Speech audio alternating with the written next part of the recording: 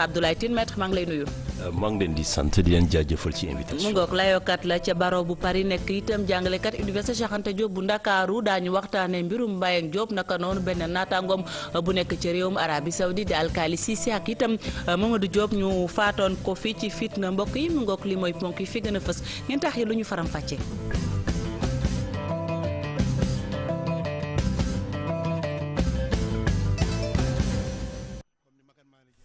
mbokk yi bisimilah xibaaru diggu bëccëg gi dañuy doxantu ca Médina fekki fa Aïssatou Paye Aïssatou maa ngi lay nuyu. waaw allo Fati. Aïssatou maa ngi lay nuyu.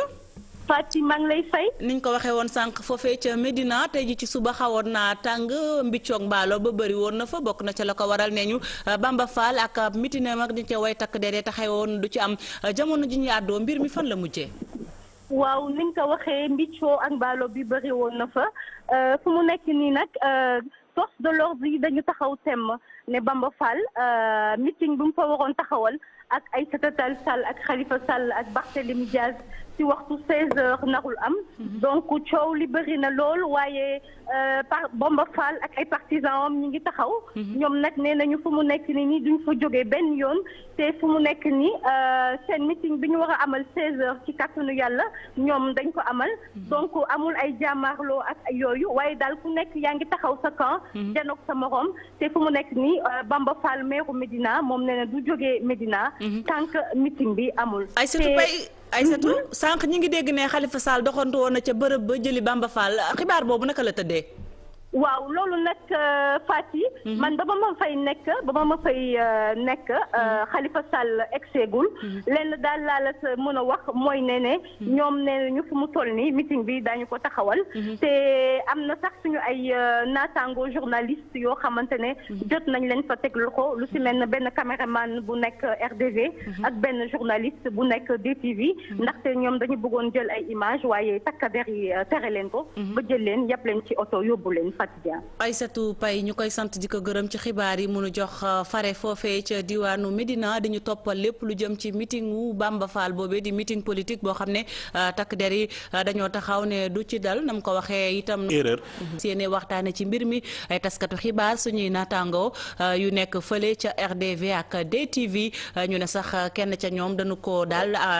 ay gaañu ba mujjee dem hôpital ñeneen ña suñu naataango yu RFM kenn ki di wax ne jël nañu sax jumtuwaay boo xam ne da koy liggéeyee mu mel ni foofee metti woon na lool ci taskatu xibaar yi waa Synpics ñaawlu ko ka ca bopp ba di Ibrahima Khalilulaay Ndiaye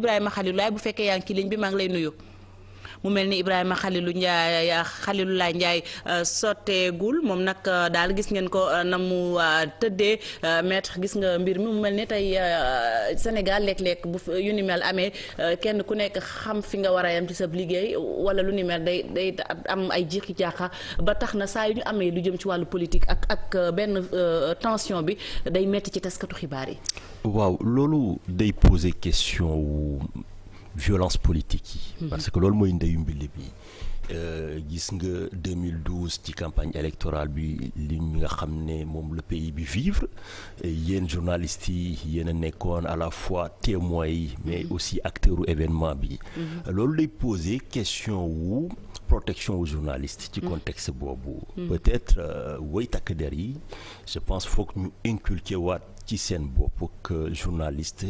dañu daam ay règles ay chartes yu koy protéger. waxuma la sax tension politique wante même situation de guerre dañu war a aar seen yaram c'est-à-dire fexe ba seen intégrité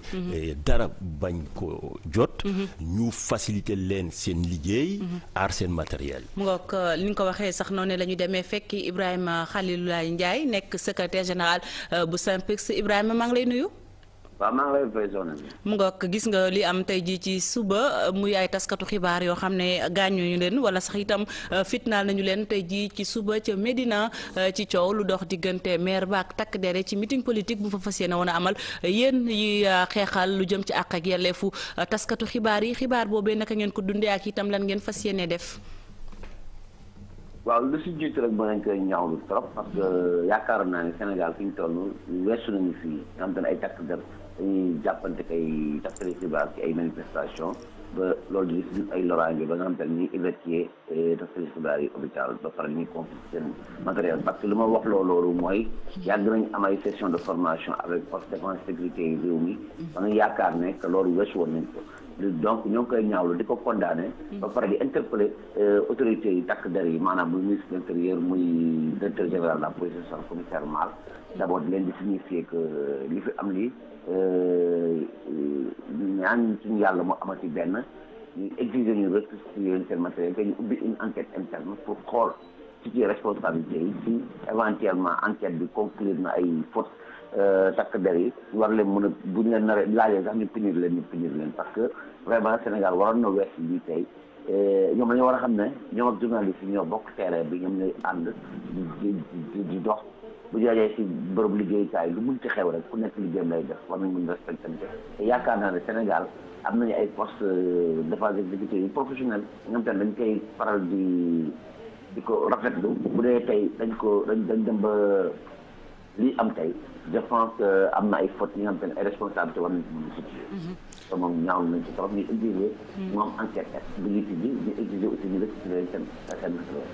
Ibrahima Khalilulaay Ndiaye ñu koy sant di ko gërëm maître mu mel ni violence politique daan na dem ba bakkan di ci faatu bu nu fàttalikoo Mamadou Diop misaal la ci. waaw misaal la ci finalement donc saa yu violence amee ci politique rek. moom mooy am na pathologie c'est-à-dire am na li nga xam ne doxu ci c'est parce que ci démocratie buy dox normalement donc violence amul ci place parce que démocratie ci boppam moom mooy ku ci nekk da ngay am say position ak say idée. D'accord ñu des ba tey ci mbir moomu muy violence bi ak itam lu mu juróon ba bakkan faatu woon ci Mamadou Diop bu nu fàttali ko nekkoon étudiant ngay layokat bi nga xam ne yaa taxawaloon njabootam fii ci Sénégal doon leen xeexal mbir moomu maître fan la mujjee. foofu mbir mi nu mujjee Sénégal yëpp teg nañ ci seen bët. Finalement tribunal Dakar tribunal correctionnel bi yëkkati na ay daan teg ko ci ñaari policiers yi nga xam ne ñoo doon dawal dragon bi donc ne ñoom ñoo faat bakkanu Mamadou Diop donc ci manifestation boobu ñaari peine prison la ñu jël kenn ki ku doon dawal moom am na daan mi nga xam ne ñaari atu kaso ferme la woon ak benn amaandu ñeent fukki junni assistant bi amoon na ndaan bu toy nii ñetti weeru prison léegi nag comme ay fonctionnaires la ñu woon ñi nga xam ne état moo leen yebaloon dañu nekkoon dans le cadre du service commandé matériel bu ñu yoroon matérielu état dragon bi nga xam ne ñëpp ñu ngi fàttaliku jëye yu mu def ak nu mu doon tiitalee nit ñi ci manifestation bi en violation des règles élémentaires donc tribunal dafa jàpp ne donc état ak dafa waroon a jox ndàmpaayu 20 millions famille wu dem si yàlla Mamadou Diop. ndàmpaay loolu fan la mujjee. waaw ndàmpaay loolu nag position wu état bi daf ñu jaaxal parce que ba fu may wax ak yéen état bi versé gu ko fan. util doomam kayit. loolu nag dañ koy ñaawlu pour ay raisons yu bëri première raison bi moom raison wu éthique politique la parce que pouvoir actuel ñoo nekkoon opposition. ñi nga xam ne aujourd'hui ñu ngi au pouvoir Mamadou Diop dafa ñàkk bakkanam parce que dafa gëmoon message bu ñooñu doon woote mais lu ñu doon xeex mooy démocratie ak sanc état de droit donc légalité boobu moo tax effectivement mu wuyu woon ñu foog ne bu ñu demee ñëw ñu ne dañuy indemniser ñu def commission ñu proposer ñu 20 millions ñu bañ ñu dem tribunal jugé def ay peine jugé que ñoom dañu war a verser ndàmpaayu 20 millions famille Mamadou Diop. dama foog ne état bi nga xam ne lu muy woote daf ko gëm ne état de droit la donc warul sax xaar ñu koy réclamer mu appliquer décision de justice. Donc finalement nag dressé nañ benn mise en demeure agent judiciaire u état bi. pour mu exécuter ko ba fu may wax ak yéen répondre ñu donc bu ñu répondre nag ñun amuñu autre possibilité que saisir Cour suprême pour demander exécution forcée. kon dàqu leen daal di saisir Cour suprême. waaw non loolu kay continuité wu procédure normale la parce que état de droit moom dafa am ay procédure wante dama foog ne éthique élémentaire gouvernance bu ñuy woote ak ngëm-ngëm bu ñuy woote ci état de droit waruñu woon xaar ba ñuy yegg ak ñoom foofu te maa ngi continuer di yaakaar ne duñu yegg foofu ni mu ko waxee Mamadou Diop ak Fatou mi ngi juddu woon ci violence politique loolu bu ñu fàttali ko ci atum 2012 la woon mu jëm nag moom mi nga xamante ne si moo doon layool njaboot ga moo doon wax ci lu nu mel ñu wéyal xibaar yi ci kanam laata ñuy waxtaan wi ak itam direction bu campagne kii di candidat bi di Serigne Mboup ca chambre de commerce ñoom danoo mer ba futt li ñu jàpp daal dafa am ku nekk ci kër gi di làqatu di leen yàqal ndax itam la ñu gis ne dañu ko taxawal ne faaw bu fekkee da ngay jiite chambre de commerce yenn yi da nga koo war a matale ñu ne loolee wax teguñu ko fenn dañuy teewlu kii di Birane Yaya Wane moom moo jiite directeur campagne bu Serigne Mboup ay kàddoom Pape Fara Ñing ak Mar Dieng ñoo ko taataan. dafa demandé que ñu def ay réformes que chambre yi ni muy doxee baaxul dañ ko war a réformer léegi mu woo ministre agriculture te nee leen balaa fin du mois bii ñu nekk nii nañ ko defal ay propositions ci réforme yooyu réforme bu président bëgg ñun dañ ko ciy jàppale. ji nga groupe bii ni ànd nii amul ku ci contre président pour jàppale ko ci réforme yooyu parce que réforme foo ko dégg dafa laaj ay diisoo dafa laaj ay waxtaan dafa laaj ay pencoo waaye nag bu fekkee nag tey da nga bëgg tey def réforme te ña acteurs ya nga war a woo nee leen kaay leen ñu réformer woowoo leen dégg ay juróom wala juróom benn wala juróom-ñaar nit ne kaay leen ñooñ di la xelal te liñ lay xelal dara baaxu ci parce que war nga xam ne ñooñ ñoo xelaloon Abdou Diouf ba mu jógee fii ba mu daanu patronat boobu moo xelal Ablaye Wade ba mu daanu waaye yaa xayti mu laana lu Macky Sall def ak patronat boobu patronat day fekk nga may entreprise ñu ne la mu ngi nii su may employé yi ñu ngi liggéey patronat day fekk yow nga may industrie ñu wooye la capitaine d'industrie waaye patronat boo xam ne yow ay ndëgg sërëx da ngay lal tubaab bu wër la may làkk anglais gu wër la may làkk bu weesoo loolu nag arab booy natt ci nu mu toll ci arab dafa dépasse doctorat PhD la en sciences islamiques léegi arab mu ngi dugg ENAM.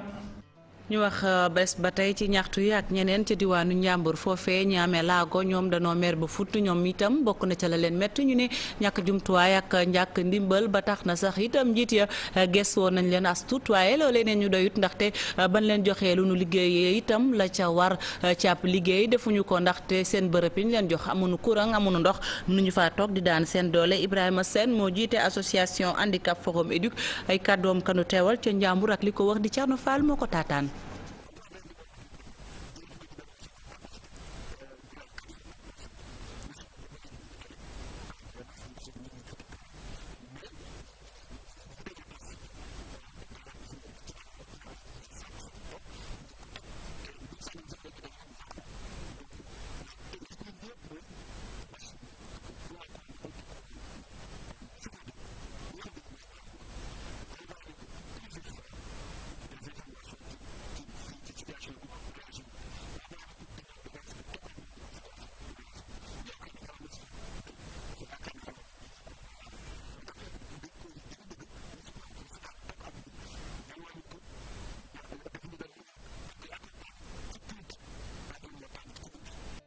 ñu wax ci leneen ak itam coowal suuf fi ci Sénégal promoteur hôtelier bi di Koromak Faye moom nag day daal nee na dafa am ay doomu aadama yoo xamante ne si dañoo ne ci itam ca gannaaw di daal di def li nga xam ne moom mooy ay partenaire am di ay liggéeykatam di yàq seenum xel ak li ci loolu mu ne nag investisseur yooyee di ay doomu Ukraine noppi woon nañu ngir daal di joxe lu toll wala lu ëpp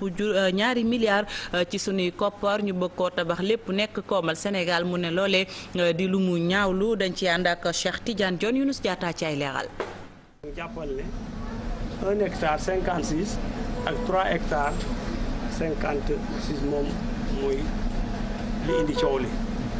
Samba Faye ñu gën koo xam ci turu Koromak ba léegi moom mu ngi wéy di laaj lii di ay suufam promoteur hôtelier bi dem sax bay wane ay photo yoo xam ne loolu dafay firndeel ne barab bi yàgg na fee nekk loolu nag mu ngi ko dooroon ci atum 1978 daal di jàpp 2008 boobu ba léegi moom mu ngi ci Pointe Sarène. da ngay xayma nag 17 ans ku ngay nekkal di ko fay salaire te amoo benn retour ndax teg ko benn bërëb rek kon xayma bi doy na waar. Koroma génnewaat yeneen këyit yoo xam ne dafay wane ne amoon na ay partenaires yu bàyyeekoon fële ci réewum Ukraine ngir ñëw daal di koy jàppale ngir mën a financer lii di projet mii la. fii ils sont prêts pour ñu décanter 2 milliards jox ma ko pour ma àggale travaux yi mais ay kilifa yoo xamante ne war nañoo mën a dawal Sénégal émergent ñoo dem ci ñoom yàq fa suma der ba ñooñu tey su ma leen gisee sax dañuy daw. jamono ji nag daal di wax ñaata la ci def ci xaalis nekk na loo xam ne jafe na lool moom mu ngi woon foofee ca Pointe Sarène barab bi nag daal di nekk ci commune bu Malicounda. gis nga projet bi ñu defoon li lañ ko te ñoom dañoo fekk ci sama liggéey. mu nga muy Koroma Faye ak janoom ak taskatu xibaar yi ñu wax ci leneen ñu leen ko junjee woon ci njëlbéenu xibaar yi ak ñi xeex ak yelleefu doomu aadama kuréel gi di article 19 di sàkku mandat d'arrêt ñu gàll ko ci ndoddum Yaya Jammeh la ñu gis mooy dafa nekk ca bopp réewum Gambie di def di dindi di buum mi di faat ay doomu aadama di tëj ñi bàyyi ñeneen ñoom sax nee ñu daal mbir mi dañu koy yóbbu ba fa mbaxana doone benn ñaawlu nañ itam opinion internationale nañ ci taxawee sàkku nañu ñi fare ci kujje gi na ci kaso gi mu bàyyi leen seen rajo ak taskatu xibaar yi Pape Fara ñi nga ak Mar Dieng ñoo wujju loon télévision Futur Média. ab plainte dinañ ko jébbal kii di Yaya Jammeh gannaaw ba nga xam ne kii di opposant bi di Solo Sendeng faatu na ñi nga xam ne nag ñooy xeex ak yelleefu doomu aadama yi ñoom tamit bëgg nañ ab mandat d'arrêt international ngir arrêter nag Yaya Jammeh ñaawteef yi nga xam ne moom lay def. fu ñu toll nii am nañ ay firndeel yu bëree bëri yoo xam ne war nañoo mën a nag yóbbu ki nga xam ne moo nekk Yaya Jammeh ci yoon ndax nag kayit yi ñu yore tamit loolu dina ko firndeel ci dëkk boo xam ne rek mën na fa teg tànkam foofu mën nañoo fexe ba jàpp ko nag moom mi nga xam ne moo nekk njiitu réew bu Gambie ngir li ñuy def mu daal di koy dakkal ñu tëj ko ñetti atu kaso ràpp ak fukk ak juróom-ñett ñoo xam ne ay naataangoom lañu article 19 li mu bëgg mooy ñu libéré kii di opposant bi di Ousainou Darboe ngir nag ñu daal di am élection yu mucc ayib. élection bi ki ñu tëj ñi tey moo bureau bi yëpp ñooñu ñooy deuxième partie ñooy première partie d'opposition dëkk bi donc après parti moom mooy parti bi gën a mag ñu tëj ko léegi résultat élection yi naka la mën a joxe. électeurs ñooñu naka la ñuy def résultat yi na nar a génn mënul baax mënul bu Jammeh gagné tamit ndax moo nar a gagné bu gagné tamit amul benn légitimité bu gagné warul gagné bu gagné dafa tappale. yeneen nit ñoo xam ne dañ leen teg loxo ci yaama neex rek ONG bi nga xam ne moo nekk article 19 ci rapport am daan na koy fës. kenn mënul manifester avant loolu Chérif Diba syndicaliste la woon ba ñu defee ñoom ni dañoo d'accord ñu ci prix essence bi daf leen tëj ba Chérif Diba dee ci xamuñu lu ko rey ba tey amul enquête donc noonu la dëkkeek nit ñi kenn du manifester kenn du wax li ko neex kay def boo ko waxee leneen li nga xamante ni moom gisewu ko noonu dañu lay tëj yóbbu la ci kaso bi dóor la ba nga dee te kenn du ko faj. mbootaay yi xeex ak yelleefu doomu aadama yi ñaawlu nañ bu baax a baax noppi gi nga xam ne Sénégal ak mbootaay àdduna bi def nañ ko ci ñaawteef yi Yaya Jammeh di def gannaaw ba mu jëlee nguur gi ñaar fukki at ak ñaar a ngi. Fafa ñu ngi ñu lay sant di la gërëm maître mu mel ni dossier Gambie itam xam nga ci dara ndax itam Solo Sandé bokk ci waa kujje gi faat nañu ko moom yéen ay layool itam njaboot gi article 19 li ñu jël ni dogal yéen a ko jàngatee. waaw li ñuy jëlee dogal ñu dañ koy rafetlu. parce que dañu jàpp ni dafa jot ñu takkal ñaawteef yi nga xam ne moom la régime Yaya Jammeh di def depuis ñaar fukki at ak ñaar ci Gambie xam nga Gambie ak Sénégal daanaka même dëkk la même peuple bi la ñun suñu devoir la en tant que sénégalais ñu soutenir lutte démocratique bi nga xam ne moom la Gambien yi di laaj loolu moo tax man ak sama naataango Assane Dioma Ndiaye ngeen jàllale sànq depuis ay weer ñu ngi taxawu famille bi parce que lu ñu def moom mooy Solo Sandeng dañ ko jàpp yóbbu ko ci prison mitital ko ba mu ñàkk ci bakkanam. waaw maître ndax Yaya Jammeh itam ñii di article 19 li ñu jël ni dogal mën naa aboutir ku nekk xam na ne am na lu jëm ci wàllum kàttan lu ne ci ginnaawam. waaw mën naa aboutir ci lu takku sax. parce que bu leen fàtte ni Hissène Habré mu ñu doon jugé fii. fait yi nga xam ne moom lañ ko doon jugé Dakar nii même fait yi la que yi nga xam ne moom la ñu gis ci 22 ans yi passé Gambie donc boo xoolee Pinochet bi nga xam ne moom la ñu arrêté woon Londres lu ñu ko arrêté woon c'était sur le fondement de la convention de 1984 sur la torture c'est-à-dire que aujourd'hui dafa am lu ñuy woowee compétence universelle c'est-à-dire boo jàppee nit di ko mutatal di ko teg yenn traitement yi daa mel ni àdduna bi yëpp nga ko def ça veut dire que ci bépp dëkku àdduna bu dee famille bi wala ñi nga xam ne am nañu ay relation famille bi ñu ngi fa bu ñu déposer plainte juridiction yi mën nañu ko examiner bu leen neexee sax mën nañu arrêter président en exercice parce que Cour internationale de justice de l'AE considéré nag immunité yi dañ ko war a écarter su dee ay motifu torture. beneen actualité di mbirum Mbayang Diop bu leen fàttali ko doomu Sénégal bu nekk ca Arabie Saoudite fi mu ne nii itam daal njabootam dañoo ànd ak njàqare ndaxte ñu ne dafa faat bakkan te foofee ku faat bakkan dañu lay faat lu ci mën a am rédaction bu télévision Futurs Médias doxantu ba yëmbal la Mbayang fekk baax foofee ca diwaan ba seede yi benn la Mbayang soxna la su gëm boppam li ko tax a jóg nag mooy fexe ba jàppale ñi nga xamante ne si ñoom ñooy ak njabootam ñu may xamal ni élément bi jàppandeegul xam naa laata xibaar yi di jeex daañu ko am ak gëstu bu am solo bi ci fàttali ne dem def maître mu mel ni itam kaawu Mbayang Diop ndax yéen layookat yi doomu Sénégal yéen a ngi ciy def ay jéego. waaw duñ ci taxaw parce que comme ni nga ko waxee kaawu Mbayang bi. peut-être mooy cas bi nga xam ne moom la ñu gën a xam parce que médias yi génnee nañ ko. wante am na ay doomi Sénégal yu bëri yu nekk ci pays yi nga xam ne am nañ ay situations similaires. am na ñi nga xam ne sax ñu ngi fa depuis ñaar fukki at kenn jugé wu leen. ci kaso yi waaw kenn jugé wu leen ñu ngi xaar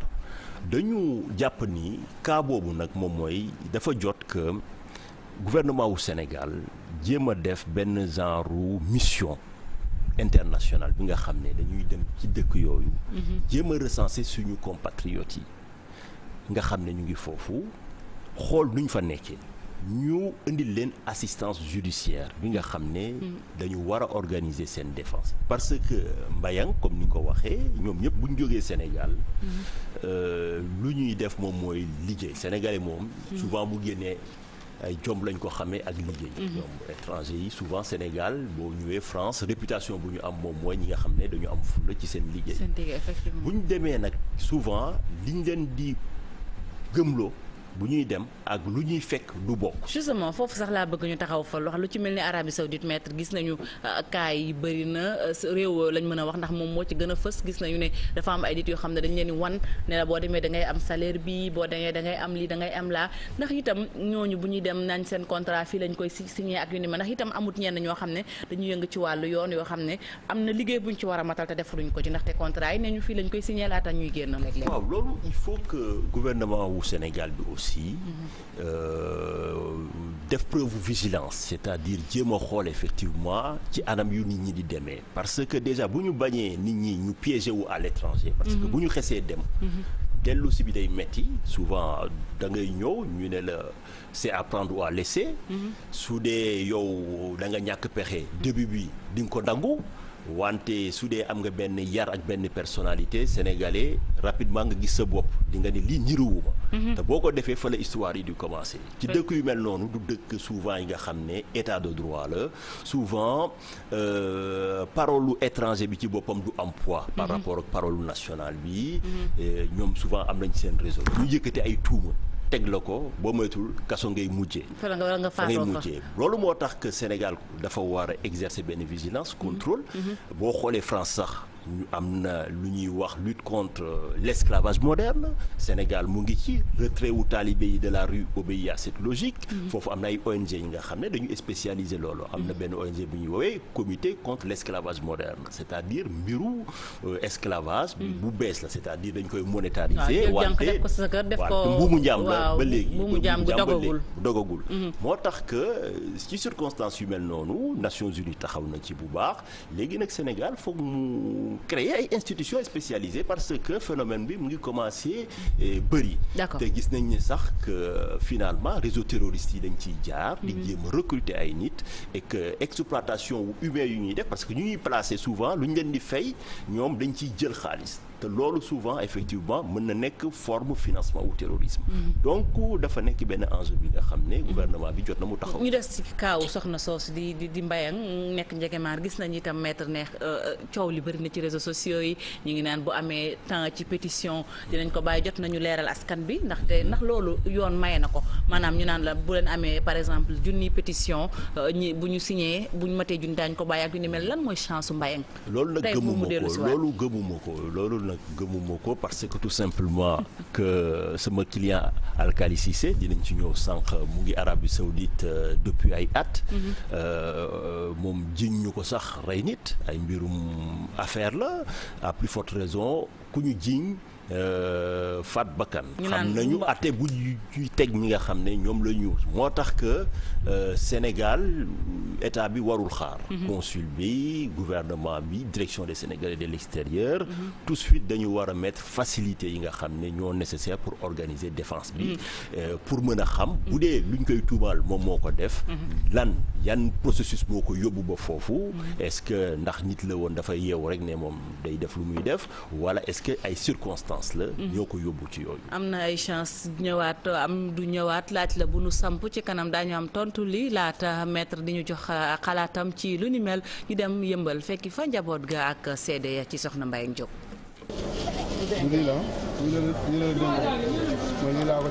yére yi Mbayang Diop mi ngi ko jënd ay fan laata muy dem Arabie Saoudite booba nëga ni mu des ci loxoy waa ji ndax jotutoon a jaar jël ko fii nag ci marché bu bees bu Géejawaay kenn du ko fi laajte. mu ko mujjee gis mooy maanaam bu mu jëndee yére yi ba fay ko ba dénk ma ko dem Dakar ne mu ngi ñëwaat boobu laa gëjee gis. jëm Seydina Mouhamed ak àjjuma bii ñu toll nii su ma soñoon moom rek laay gisaat bëgguma jël yére yi di ko yóbbu seen kër moom mu ñëw jël si ay yéreem dubbul ko boppam seen kër moo ma gënal. ay seere yu bari ñu def ko ci moom. dadaa ñëw di jënd ay eau tubéy même robe sax ba noppi en même temps yemuloon si jënd bi rek parce que da doon jënd ba noppi képp ku mu xam ku baax waa secteur ñëpp mu indil ñu ko vraiment nekk jigéen boo xam ni jigéenu jàmbaar la woon en même temps xam nga rek doon bañkat. Moussa ñëw xëy suba teel comme ni makan maa ji ay def rek bu ñëwee xam moom dafa bëgg solo ñëwee day jënd lu bari maa xaarim dajale bu xaalisam jeexee bu demee Dakar mbëkkante ji jaay ba am xaalis mu retourné 5 heures 6 heures bi ñëw fay ñu jël dem. boo weesoo marché bi benn kilomètre ci kanam ab salon de coiffure fii nag Mbayang Diop pare woon na fi tànk lool mën nañu wax sax ni bis bu set daan na fi ñëw. daf ma daa indil ay bijoux di jaay xale yi wax dëgg yàlla peut-être sama doomu ndey la ndax fii la daan nekk chaque jour.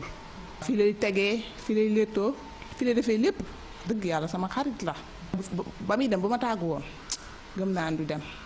xanaa kay di ñaan président Macky Sall rek moom lañ ci yaakaar ginnaaw yàlla mu dimbali ñu ci dugal ci loxoom bu baax même bu dee dañ koy tëj ñu tëj ko fii indi ko fii moo gën